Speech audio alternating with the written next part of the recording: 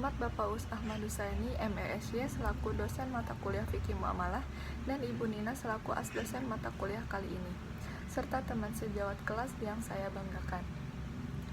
Puji syukur, marilah kita panjatkan kepada Allah Subhanahu wa Ta'ala, dan sholawat serta salam semoga tetap tercurahkan kepada baginda Rasulullah Muhammad SAW. Baik, untuk mempersingkat waktu, perkenalkan, nama saya Putri Halimatus Sadiah Yanuar, selaku moderator dan pemateri ketiga, Siva Kurnia sebagai pemateri pertama, dan Yusti Ambarwati sebagai pemateri kedua. Langsung saja ke pemateri pertama. Yang pertama yaitu pengertian syirkah. Menurut bahasa, syirkah artinya persekutuan, kerjasama, ataupun bersama-sama.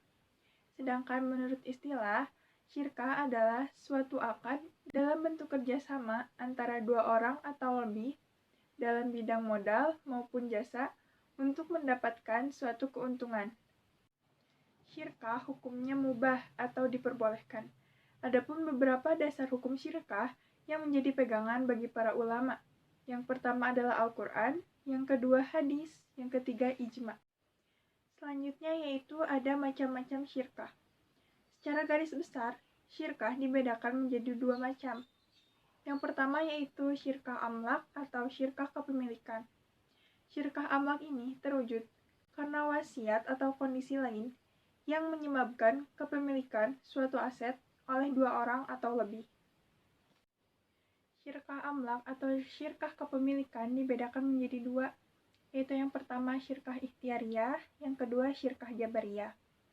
Syirkah ikhtiariyah yaitu kepemilikan yang timbul karena perbuatan orang-orang yang berserikat.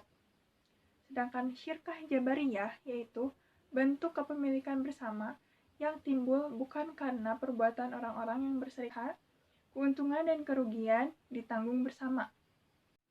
Yang kedua yaitu syirkah uqud atau biasa disebut dengan syirkah kontrak atau syirkah kesepakatan. Syirkah uqud ini terjadi karena kesepakatan dua orang atau lebih kerjasama dalam syirkah modal untuk usaha, keuntungan dan kerugian ditanggung bersama. Syirkah uqud dibedakan menjadi 5 macam. Yang pertama yaitu ada syirkah inan atau harta. Syirkah harta adalah kerjasama dalam bidang permodalan sehingga terkumpul sejumlah modal yang memadai untuk diniagakan supaya mendapat keuntungan. Yang kedua ada syirkah amwal. Syirkah amwal adalah ibarat kesepakatan dua orang atau lebih untuk menyerahkan harta masing-masing supaya memperoleh hasil dengan cara mengelola harta tersebut. Yang ketiga yaitu ada syirkah amal atau biasa disebut dengan syirkah abdan.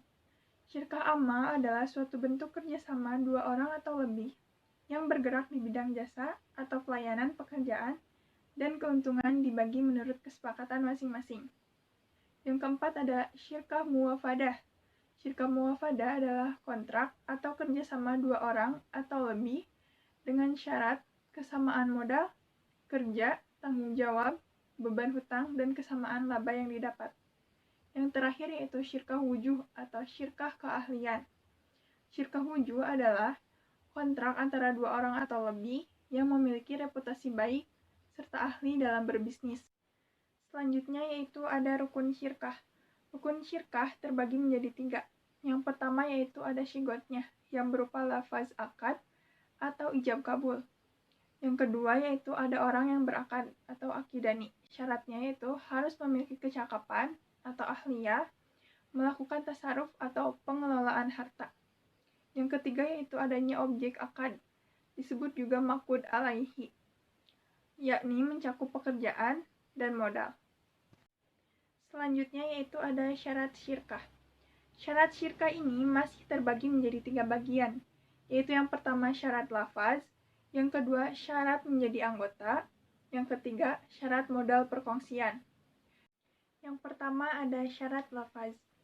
Kalimat akad hendaklah mengandung arti izin buat menjalankan barang perserikatan. Yang kedua yaitu syarat menjadi anggota perserikatan.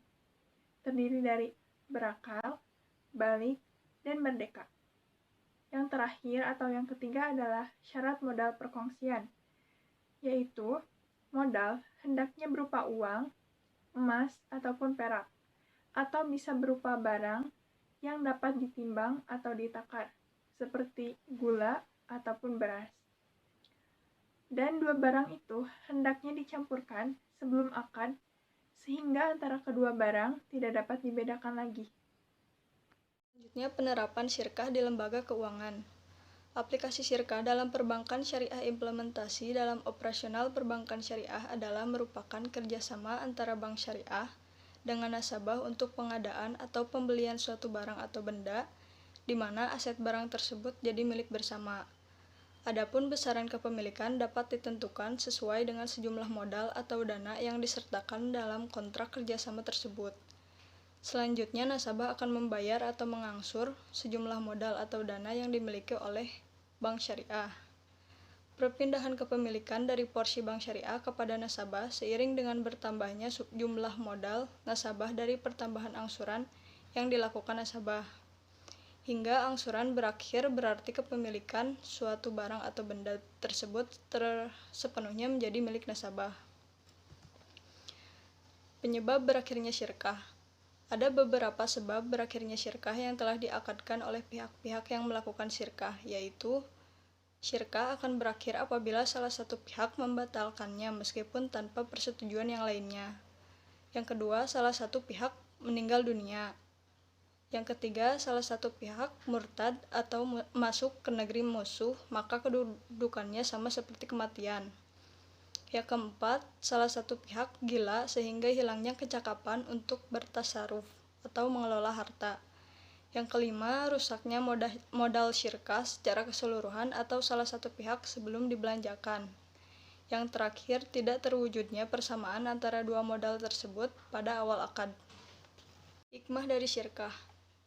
Mengenai hikmah syirkah dapat dikemukakan sebagai berikut, yaitu dapat meningkatkan daya saing produksi karena ada tambahan modal yang besar, dapat meningkatkan hubungan kerjasama antar kelompok sosial dan hubungan bilateral antar negara, dapat memberi kesempatan kepada pihak yang lemah ekonominya untuk bekerja sama dengan pihak ekonomi yang lebih kuat, dan jika usaha berkembang dengan baik, jangkauan operasi rasionalnya semakin meluas, maka dengan sendirinya membutuhkan tenaga kerja yang banyak. Ini berarti syirkah akan menampung banyak tenaga kerja sehingga dapat mensejahterakan sebagian masyarakat. Selanjutnya, pengertian ji'alah. Menurut bahasa, ji'alah artinya upah atau pemberian, sedangkan secara istilah, upah yang diberikan kepada seseorang atas keberhasilannya dalam memenuhi keinginan memberi upah.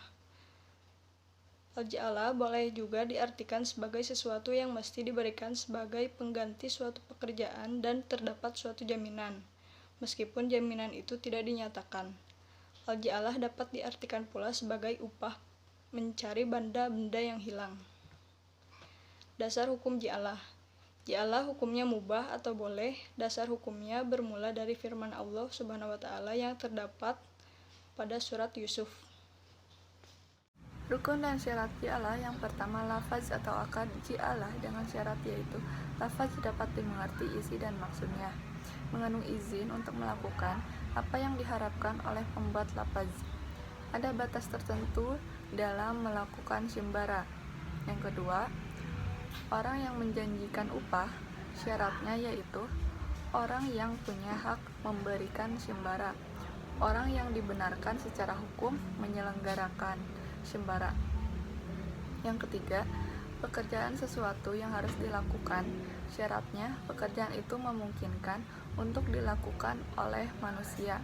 Pekerjaan itu adalah pekerjaan yang tidak mengandung unsur maksiat.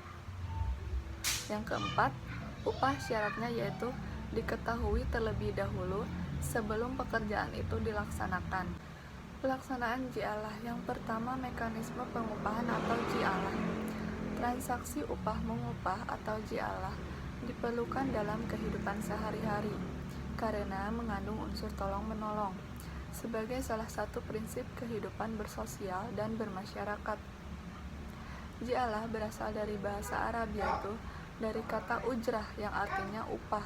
Upah yang diberikan oleh pemerintah kepada pegawai negeri sipil atau PNS. Upah yang diberikan oleh pemilik konveksi kepada tukang jahit. upah yang diberikan oleh pemborong kepada kuli atau upah yang diberikan oleh pemilik sawah atau lahan kepada buruh tani. Semua itu dinamakan ujrah. Teknis pelaksanaan ji'alah dapat dilakukan dengan dua cara. Pertama, ditentukan oleh orangnya, misalnya si Budi, maka si Budi sendiri berusaha mencari barang yang hilang. Kedua, secara umum artinya seorang yang diberi pekerjaan mencari bukan satu orang, tetapi bersifat umum, yaitu siapa saja. Misalnya, seorang berkata siapa saja yang bisa mengembalikan binatangku yang hilang, maka aku akan berikan imbalan sekian.